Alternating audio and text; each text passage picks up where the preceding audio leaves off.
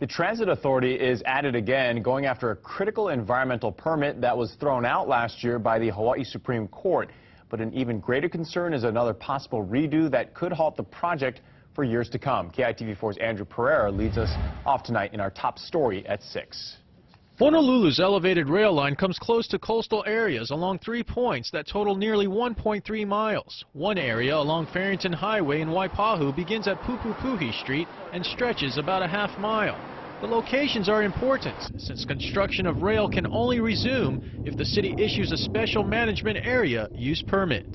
Wherever our project impacts anywhere along the coast or comes close to the coast, we need to identify those locations. The permit will also cover the construction of a stormwater outfall drain and culvert leading from the project's storage and maintenance facility near Leeward Community College. Grabowska says there should be little to no impact to the environment.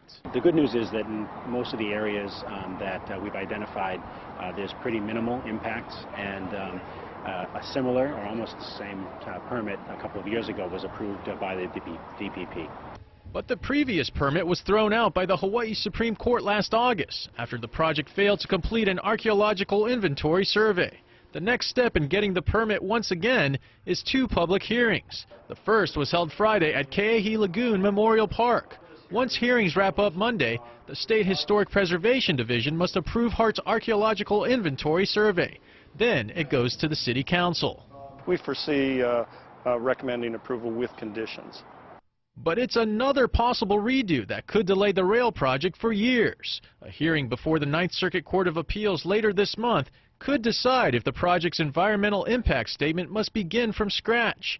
Grabowska agrees the appeals court has lots of leeway. The court has within its ability to render any kind of a decision. Grabowska does remain positive, however, that the appeals court will rule in Hart's favor. He points to Judge A. Wallace Tashima's ruling last November that threw out 20 of 23 counts brought up by rail opponents. We'll send it back to you to the desk.